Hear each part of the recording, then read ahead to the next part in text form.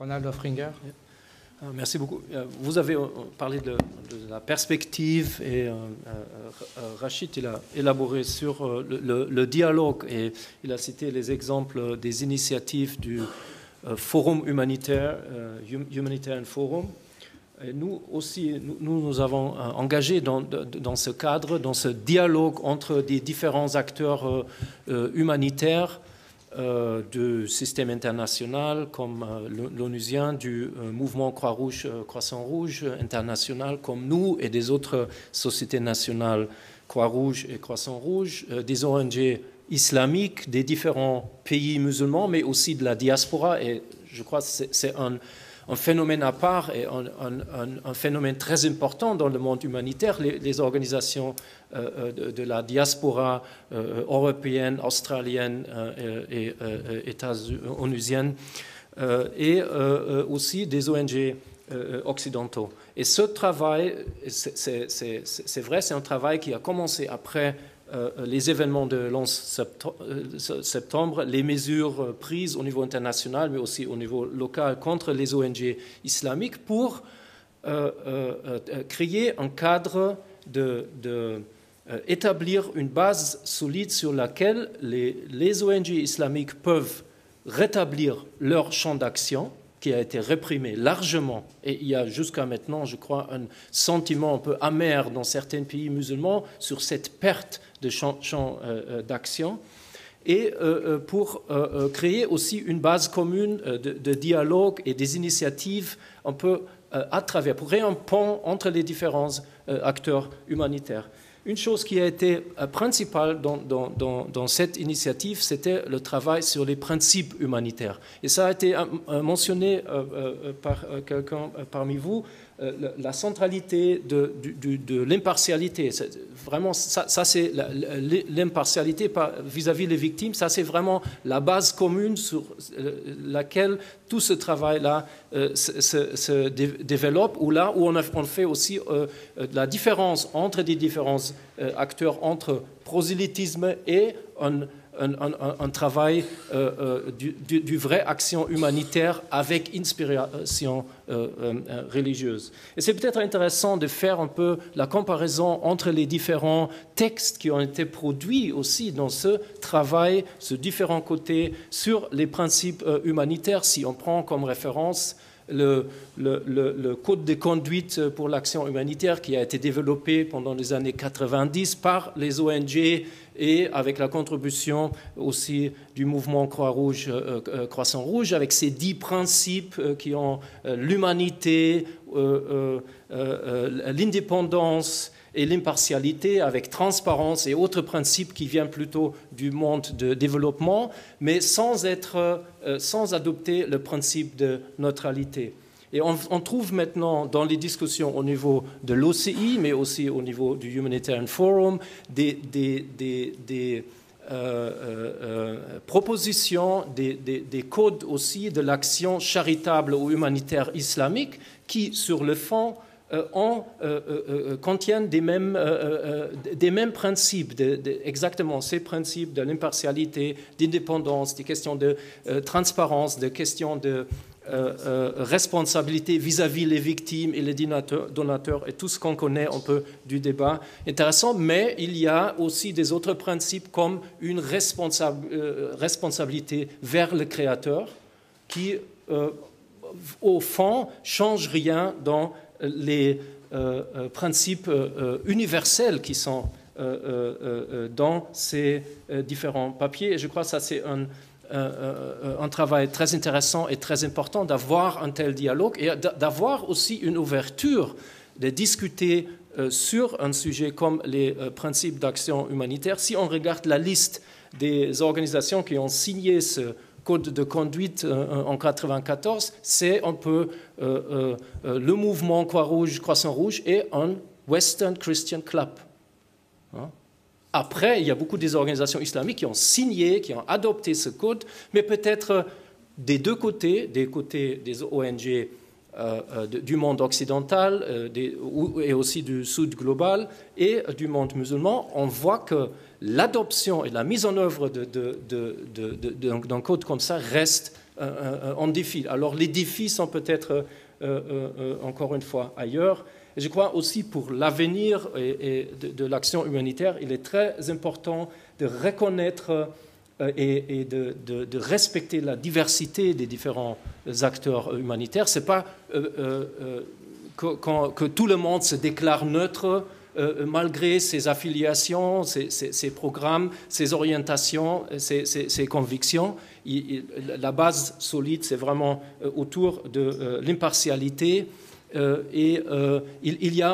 Si on reconnaît cette diversité, si on reconnaît par exemple aussi, comme ça a été mentionné ici, toutes les organisations qui sont basées sur un concept de solidarité qui est déjà aussi un concept de témoignage qui est dans un certain conflit avec le concept de neutralité, il y a un avenir, je crois, pour l'entreprise humanitaire.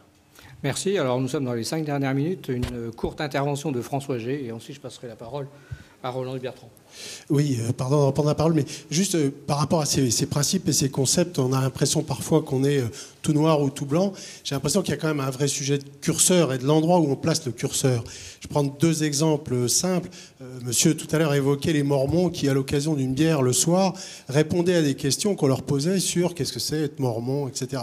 Est-ce qu'on doit s'interdire de parler de sa foi de musulman, de chrétien, de catholique, de mormon ou d'autres, et si on se l'interdit pas, est-ce qu'on est dans le prosélytisme, dans le témoignage, c'est un sujet de curseur qui est un sujet très difficile à la fois individuellement et collectivement. La même question se pose sur les valeurs qu'on voudrait ne pas imposer. Tout à l'heure, monsieur évoquait la neutralité, on ne veut pas imposer notre modèle. Alors, je vais juste prendre un sujet consensuel, tout le monde est contre l'excision, et qui n'est d'ailleurs pas un sujet religieux. Aujourd'hui, il y a un vrai consensus, en tout cas à l'extérieur des pays concernés, il y a un vrai consensus contre l'excision. Et pourtant, donc, on arrive bien en voulant modifier une pratique et modifier un regard. Eh bien, il y a des sujets qui sont moins consensuels que l'excision, qui nous posent à tous des problèmes.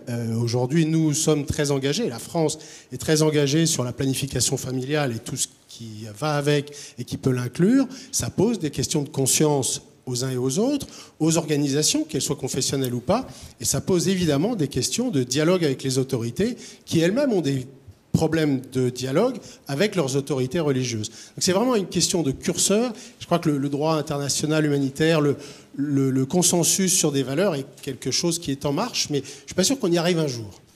Merci pour cette précision sur la nuance qui est effectivement très importante. Alors la nuance, on en a beaucoup, je pense, auprès du conseiller Roland Bertrand qui chaque jour fait son quotidien du religieux. Donc quel est votre sentiment sur justement ces moyens aujourd'hui d'être dans des perspectives qui assureraient quand même... Moi, je vais dire un mot peut-être sur la diplomatie. D'abord sur la diplomatie religieuse globale. Concept de diplomatie religieuse globale. C'est vrai que la question s'est posée après le 11 septembre, puisqu'il y a eu vraiment... Alors là, on peut dire qu'il y a eu une floraison d'initiatives, de dialogues religieux, civilisationnels et autres. On s'y perd un petit peu... parfois, mais en tout cas, c'est une grande effervescence. Et c'est vrai que le pôle des religions, chez nous, par exemple, essaye de suivre ça d'assez près. Moi, je pense que... alors, en termes, alors là, vraiment de raisonnement et de logique laïque, il faut, dans le cas français, et c'est notre position, bien faire la différence entre le dialogue interreligieux, qui se fait entre des autorités religieuses et des religieux, je crois que c'est sa légitimité, et puis après, le dialogue diplomatique qui peut exister entre des États, parce que ce n'est pas la même chose. Pour nous, ce n'est pas la même chose, et on est préoccupé chaque fois qu'on voit une approche qui mélange des États, des dirigeants religieux, pour essayer d'arriver à des politiques ou à des objectifs communs sur quelque chose qui pourrait être... éventuellement une base normative. Donc je crois que on pense que le dialogue entre les religieux pour conforter les principes humanitaires ou conforter la paix, c'est aujourd'hui dans le monde une bonne chose. que ce dialogue entre dirigeants religieux ait lieu aussi avec les autres acteurs de la société civile. C'est une bonne chose. Là, je crois que l'exemple du CICR avec un dialogue approfondi avec des savants musulmans sur le droit humanitaire, c'est quelque chose de remarquable. Qu'il puisse y avoir évidemment des échanges entre les autorités religieuses et les États, je pense que c'est aussi quelque chose de positif. Il ne faut pas confondre les plans. Je pense qu'il ne faut pas qu'il y ait de confusion des registres. Et en disant ça, je pense, hélas, à plusieurs initiatives qui sont en cours aujourd'hui. Je crois que ça ne peut apporter finalement que de la confusion. Et pour conclure, je dirais que moi, j'ai quand même espoir, c'est une note optimiste aussi, sur ce que peut être la consolidation du droit international humanitaire et autour de valeurs partagées. Alors avec un certain nombre de différences assumées, il y a des différences culturelles, il y a des différences de point de vue moral, aussi à l'intérieur même des sociétés. Je crois que ça n'empêche pas qu'il y ait à un certain niveau des valeurs partagées dont la reconnaissance elle-même est en construction, et puis qui nous permettent aussi d'avoir un cadre international accepté pour l'action. C'est contradictoire ce que je dis avec évidemment les turbulences actuelles, mais il y a sans doute aussi, je pense, un mouvement qui chemine en ce sens. Très bien, je crois qu'on restera sur cette note diplomatique et d'espoir. Merci. Merci à nos intervenants, merci à vous d'être venus nombreux ce soir, et donc nous vous donnons rendez-vous début décembre pour un prochain 5 à 7. Merci beaucoup.